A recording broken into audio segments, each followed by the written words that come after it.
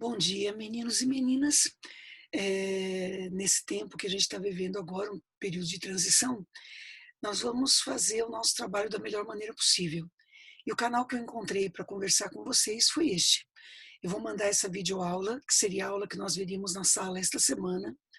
É uma aula sobre vozes verbais, dando continuidade à parte de gramática, tá bom? Vocês procurem ficar bastante atentos, preste atenção aos exemplos. Caso vocês tenham alguma dúvida, há um e-mail que eu disponibilizei a vocês na sala virtual. É só vocês entrarem em contato comigo por ali e a gente vai tirando as dúvidas e conversando sempre que vocês tiverem necessidade disso. Tá bem assim? Então vamos lá, né? A ideia hoje, então, é que a gente trabalhe a parte de vozes verbais. Antes da gente trabalhar o foco principal da aula, que é a parte de voz passiva analítica, né? Vamos primeiro ver o conceito, a gente já sabe que conceito é tudo nessa vida, né?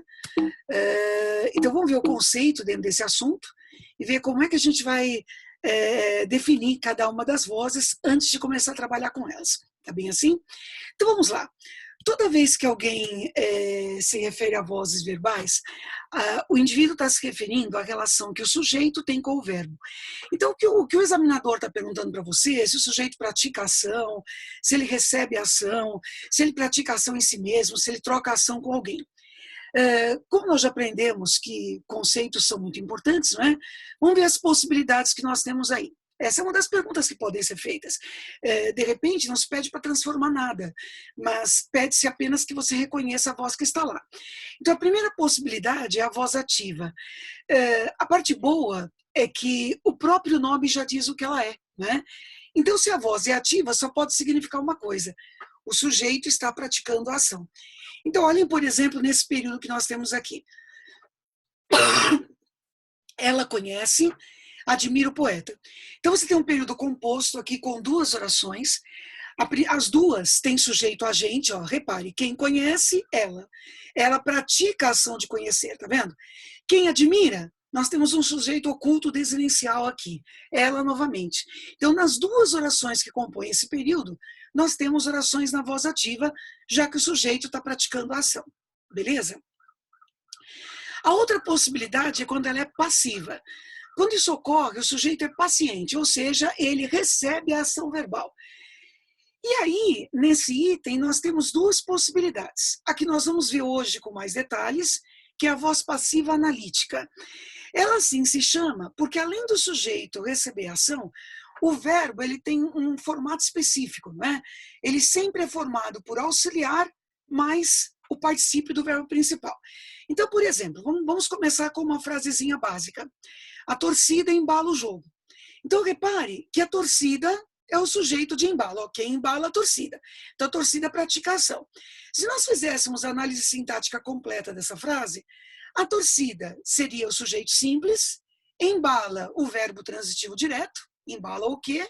O jogo, objeto direto, correto?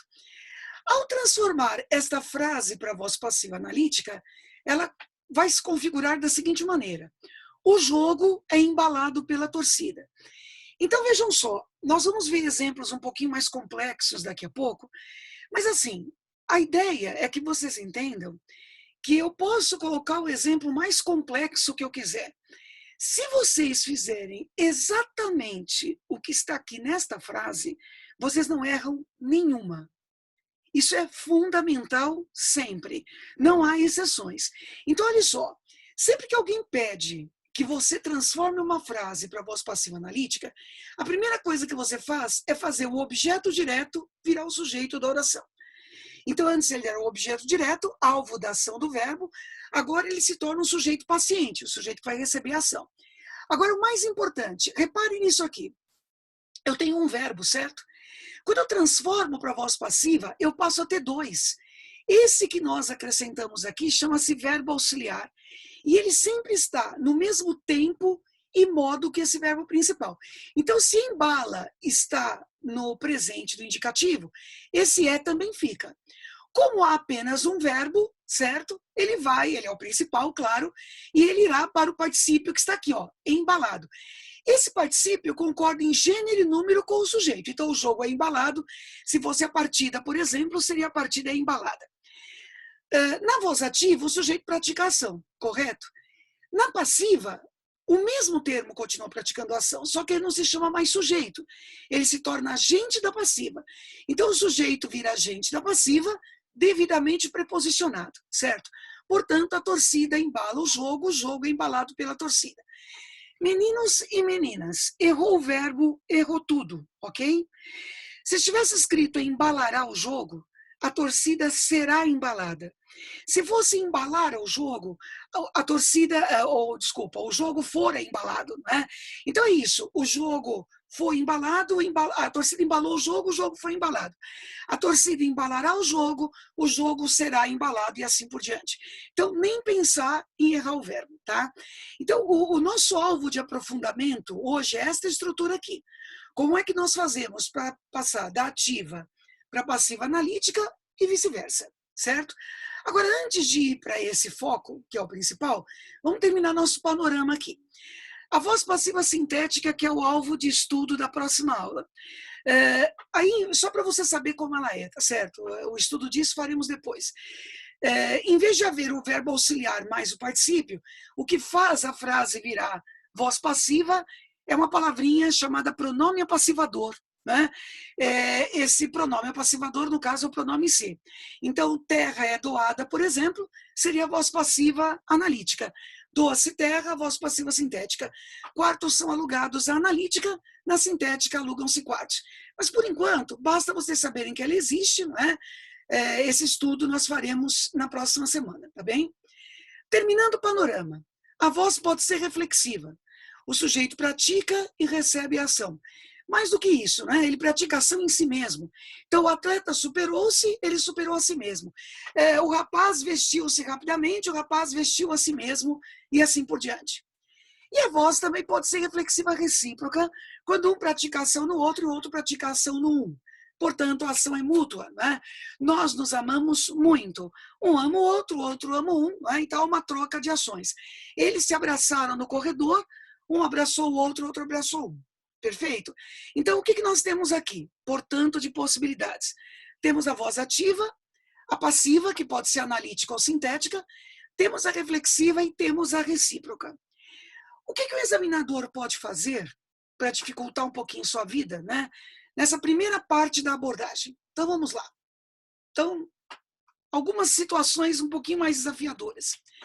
Vamos imaginar que dessem a vocês esta frase. Os rapazes feriram-se com a faca. Vejam bem, a frase do jeito que está, né? Ela é uma frase ambígua. Não dá para saber se cada rapaz feriu a si mesmo, eles estavam trabalhando com a faca e feriram a si mesmos, não é? Ou se houve uma troca de ações aí. Um feriu o outro feriu um. Se essa frase estivesse num texto, obviamente eu saberia o que aconteceu. Do jeito que está, não dá para saber. Então, como é que daria para explorar isso aqui? Por exemplo, perguntando a vocês qual é a palavra que gera a ambiguidade dessa frase. Essa poderia ser a pergunta da letra A, por exemplo. A tendência, pelo que a gente vê em sala de aula, é o aluno achar que seria feriram-se. Só que feriram-se são duas palavras, não é uma só. E, de verdade, as duas não são ambíguas. Feriram-se, o indivíduo feriu a si mesmo, feriu o outro, esse feriu é machucar de qualquer jeito. A palavra ambígua é esta aqui, ó. É a palavrinha C, tá vendo? É esta aqui. Numa letra B, nós poderíamos perguntar assim, a ambiguidade contida nesse termo é uma ambiguidade semântica, ela é morfológica ou ela é sintática? Então, se você pensar um pouquinho, você vai verificar, por exemplo, que a ambiguidade semântica existe. Afinal, semântica tem a ver com sentido, e eu posso entender que eles feriram a si mesmos ou um ao outro. Então, esse C tem duplo sentido. Morfologicamente, nós temos uma ambiguidade parcial. Este C é pronome de qualquer maneira, certo? No entanto, se a voz for reflexiva, isso é um pronome reflexivo. E se a voz for reflexiva recíproca, ele é um pronome, continua sendo pronome, no entanto, ele se torna reflexivo recíproco. Sintaticamente, então existe uma ambiguidade morfológica também, mesmo que parcial, tá? Sintaticamente, não. Se eu pensar que esse C significa a si mesmos, esse C tem função de objeto direto. Se eu pensar que esse se é o outro, então ele vai ser objeto direto do mesmo jeito. Portanto, existe uma ambiguidade total no sentido semântico, existe uma ambiguidade parcial, morfologicamente falando, e não existe uma ambiguidade sintática porque a função é a mesma. Numa letra D, por exemplo, nós perguntaríamos a vocês qual é a consequência disso para a classificação das vozes verbais.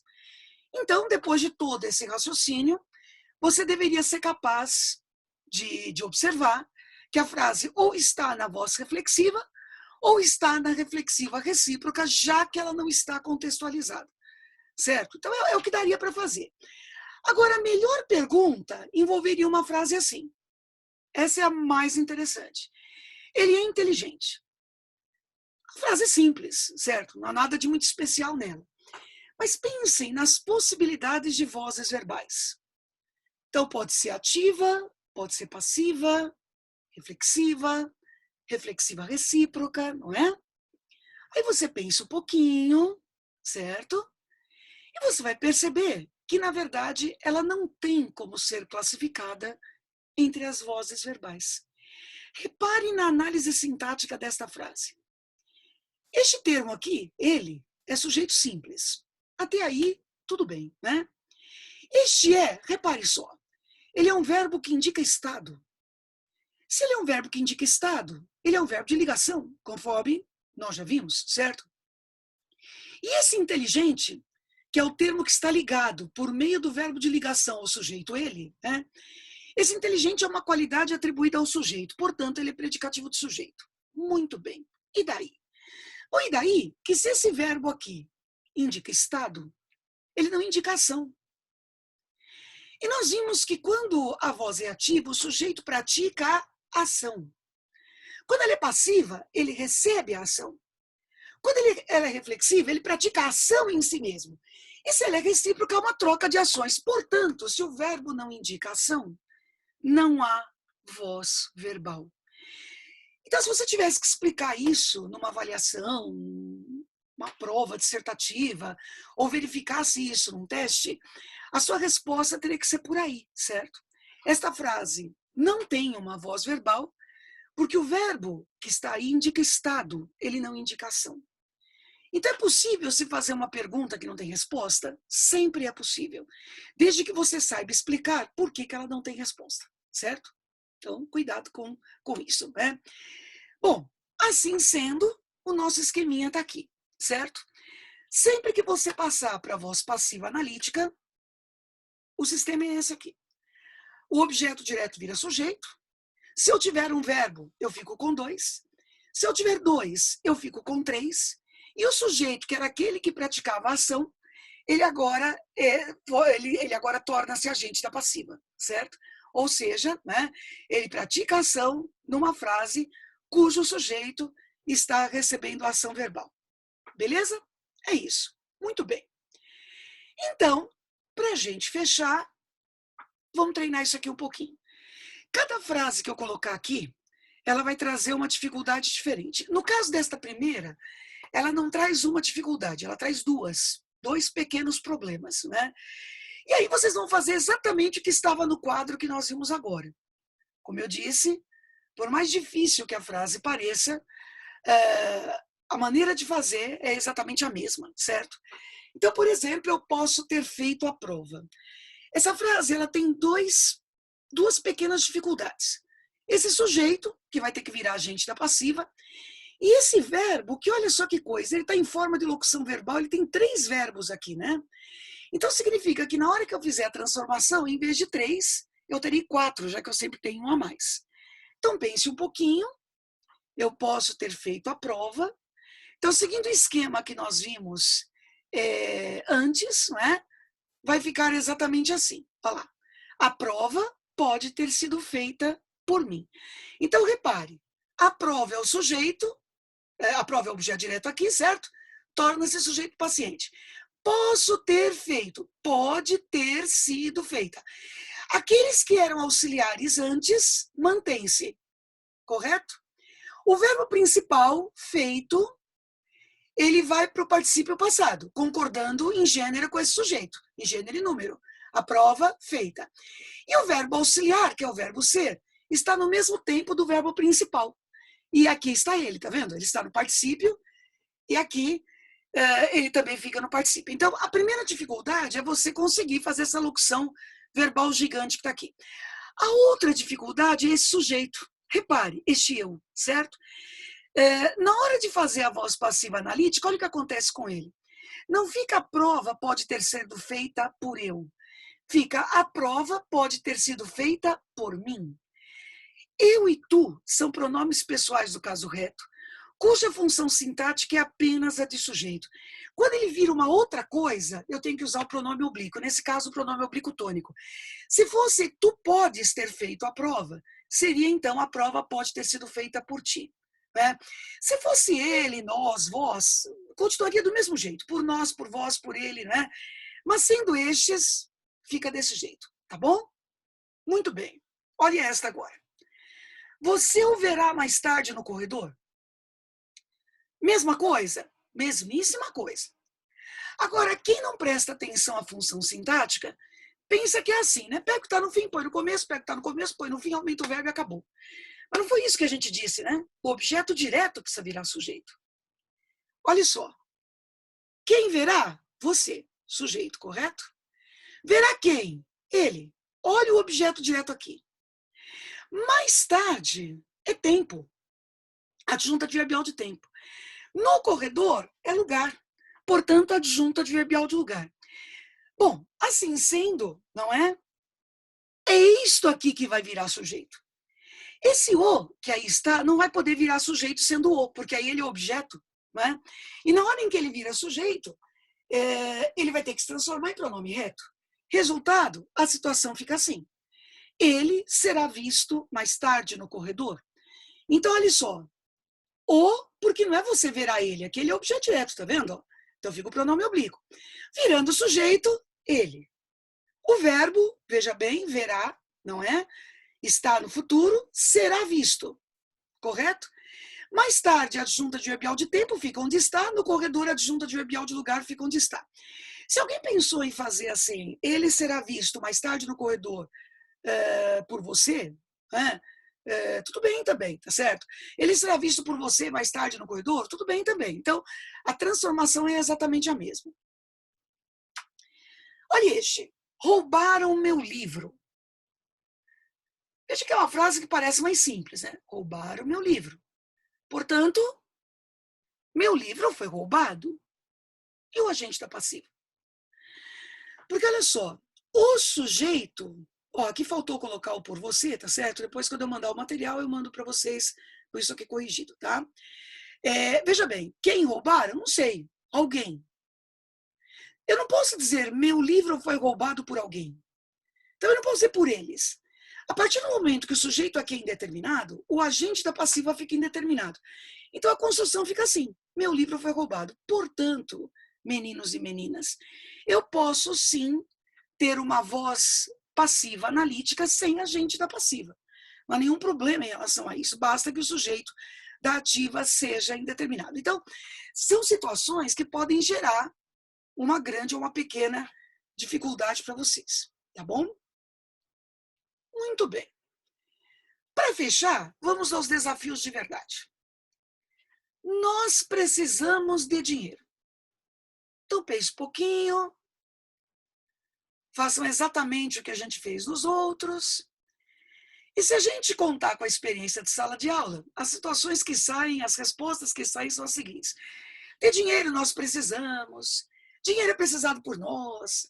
De dinheiro é precisado por nós. Dinheiro é preciso, enfim, né? Saem as construções mais variadas. E nenhuma delas é correta. Se vocês repararem nesta frase, vocês vão verificar que ela é um pouquinho diferente das anteriores, né? Notem que precisamos é verbo transitivo indireto, né, gente? Olha a preposição obrigatória aqui, certo? E quando nós temos a preposição obrigatória, esse de dinheiro não pode virar sujeito. Porque não foi dito a vocês, no início da explicação, que qualquer objeto vira sujeito. Foi dito a vocês que o objeto direto vira sujeito. Bom, se é o objeto direto que vira sujeito, Só há dois tipos de verbos que podem ter voz passiva, correto? Ou o verbo transitivo direto, ou o verbo transitivo direto e indireto. Porque só esses dois verbos contêm um objeto direto para virar sujeito. Portanto, num exercício assim, nós teríamos de escrever desta maneira. Não é possível a transformação, pois o verbo é transitivo indireto. Certo? Então, é o que a gente sempre diz a vocês. Pode ser feita uma pergunta que não tem resposta? Claro que pode. E é você que precisa perceber que ela não tem resposta, pelo menos dentro daquilo que foi perguntado, né? E você justificaria dessa maneira. Não existe sujeito com preposição, portanto, esse de dinheiro não pode virar sujeito, tá? Agora, vamos pensar numa situação um pouquinho mais complexa ainda. Esse filme foi assistido por nós.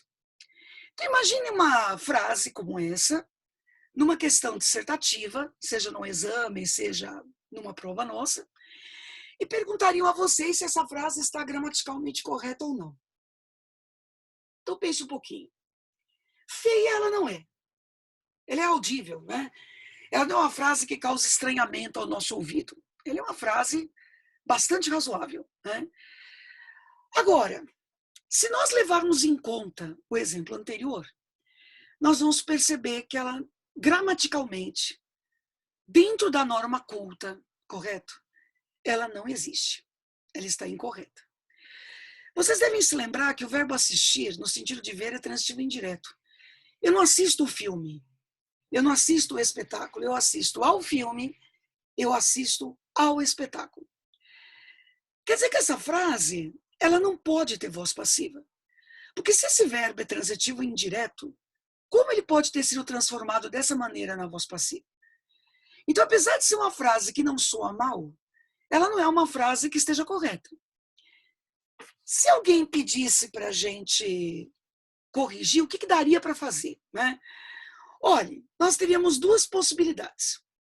Ou nós passamos essa frase para a voz ativa, nós assistimos a esse filme e fica tudo bem, certo? Ou então, nós pegamos essa frase e usamos um sinônimo para ela, né? O assistir significa ver. Assistir é verbo transitivo indireto, mas ver não é, certo? Então, nós poderíamos escrever assim: esse filme foi visto por nós, né? Portanto, as duas construções estão corretas. Olha, meninas, como vocês podem ver, enquanto a gente está tendo aula, as minhas gatas estão dando uma voltinha ali atrás, né? Então, de vez em quando cai alguma coisa, mas tudo bem, sem problemas, tá? Elas ficam grudadas, não tem jeito. Então, é isso, tá bem? Bom, gente, por hoje, então, é isso, né? Nós encerramos, portanto, a nossa aula por aqui. Espero que vocês tenham entendido bem, né? Vou mandar todo esse material na sala virtual de vocês. Vou mandar as indicações de exercícios. Vou mandar também o e-mail para vocês entrarem em contato. Então, eu e as minhas gatinhas que estão fazendo aí pano de fundo para a nossa aula, nós nos despedimos de vocês, tá bem? Então, até a próxima, né? E, como eu já disse a vocês, estou à disposição. Beijo para todos.